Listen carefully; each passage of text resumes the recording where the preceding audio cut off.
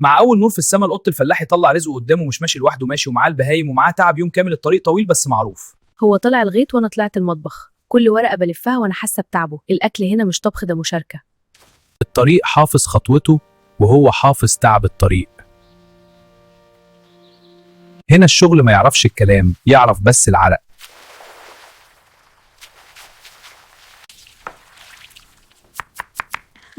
عارفة هو راجع امتى؟ لما الشمس تبقى في نص السما.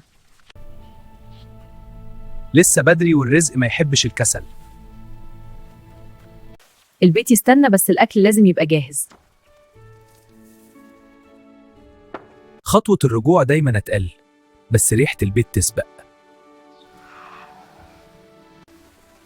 اتفضل، الاكل مستنيك. في اللقمة دي تعب يوم كامل متجمع. يوم بسيط بس مليان حياة. يوم قط فلاح زي أيام كتير، بس عمرها ما كانت سهلة. لو عجبتكم حكايتنا دوسوا لايك وشاركونا الرحلة دي. ما تنسوش تشتركوا في القناة علشان كل يوم يوصلكم يوم جديد.